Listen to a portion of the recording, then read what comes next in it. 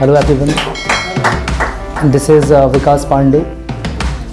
मैं एक छोटी सी कहानी लेकर के आया हूँ जो खुद का ऑब्जर्वेशन है। मैंने देखा है, मैंने फील किया है इस चीज़ को और उसे एक शब्दों में पिरोया है। शायद अगर ये मेरी कहानी आपके दिलों को छुए तो मैं चाहूँगा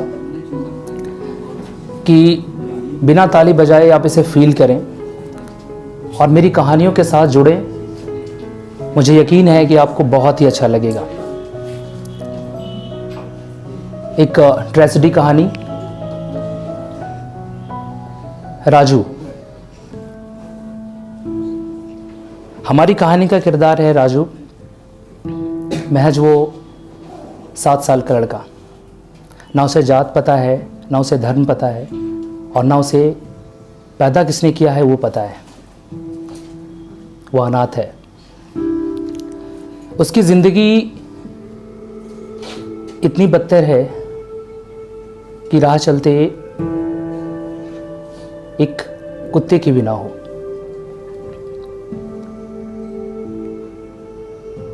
सुबह वो खाने की तलाश में बाहर निकला, उसे एक रोटी तक नसीब नहीं हुई। 2 नुक्कड़ 3 नुक्कड़ पास करने के बाद उसे उसके ही उम्र का एक इंसान, एक बच्चा मिला जो जूते पॉलिश कर रहा था। वो उसे बहुत गौर से देखा। उसने भी प्लान किया कि मैं भी यही करूंगा। कुछ दिनों तक उसने किसी और के साथ में लगकर वो काम किया और फिर उसी काम को खुदा मानकर, भगवान मानकर उसी चौराहे पर अपने सामान, अपने भगवान को लेकर बैठ गया। जूते जब पॉलिश करवाने हम खुद जाते हैं तो हम उनकी इज्जत कैसे करते हैं ये हम सब भी जानते हैं। फिर वो राजू लोगों से देखकर हंसता, मुस्कुराता और बातें करता। उसे ये भी पता नहीं था कि सुबह वो क्या खाएगा, दोपहर की सांस उसकी कहाँ चलेगी और रात्रि को वह कहाँ सोएगा। उसे कुछ भी पता नहीं था। 7 साल का वो इंसान, वो बच्चा ज़िंदगी को समझ ही नहीं पा रहा था। उसे अच्छा लग रहा था कि 2-4 लोग उसके ही उम्र के वो काम किए जा रहे हैं। बारिश का मौसम। सुबह जब वो राजू उठा तो बारिश काफ़ी ज़ोर से हो रही थी। उसके मन में चहक थी रात को ही कि मैं काम पे जाऊंगा, मैं काम अच्छे से कर रहा हूँ, लोग मेरे पास आ रहे हैं, मुझे कुछ पैसे मिल रहे हैं।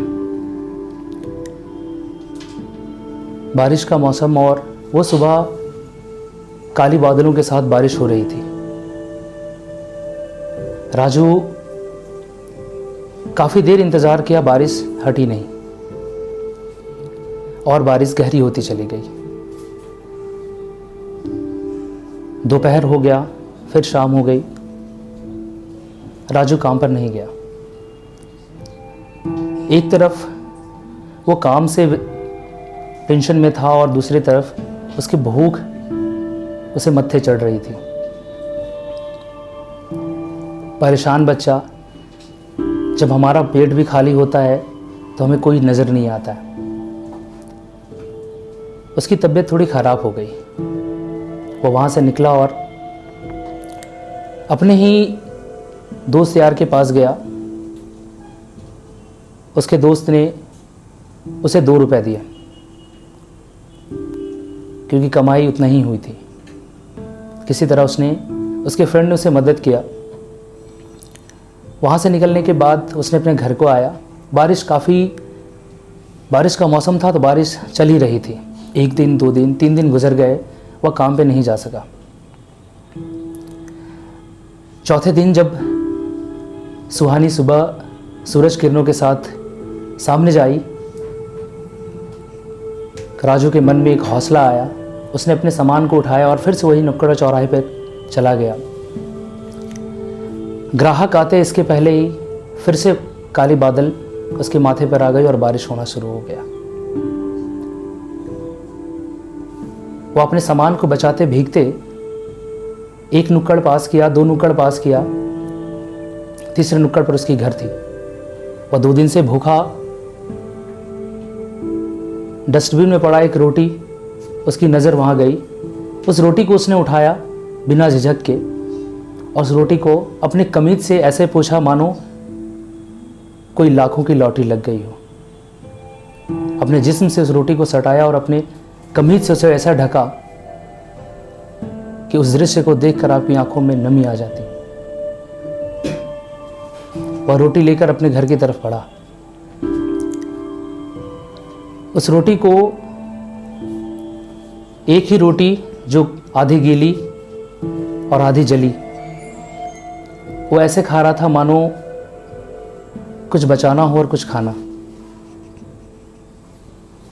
भूख लगी थी, उस भूख में उसने पूरी रोटी खा गई, इस इंतज़ार में कि सुबह फिर से होगा और फिर मेरी ज़िंदगी पहले की तरह चलेगी।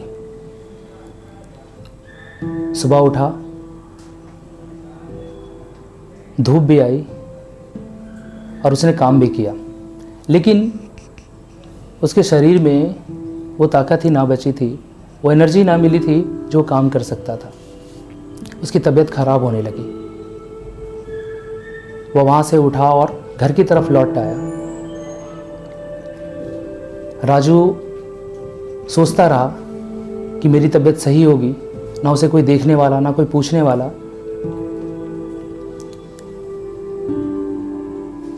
हमारे लिए तो सुबह हुई, लेकिन उस राजू के लिए वो अंधेरा ही रह गया। राजू उठा ही नहीं। ऐसी ज़िंदगी में हमारे बीच कई कहानियाँ होती हैं जिसे हम देख के नज़रअंदाज कर देते हैं। ऐसे कितने से लोग होते हैं जो सोच ही नहीं पाते, समझ ही नहीं पाते और अपनी ज़िंदगी को यूं ही बर्बाद कर दिए जाते हैं। तो मैं उनके लिए एक छोटी सी कहानी आप लोग के बीच रखा। अगर मेरी कहानी आपके दिल को छुई होगी तो उसे आप फील करें और ऐसे कोई दिखें तो प्लीज़ उसे मदद करें। Thank you so much.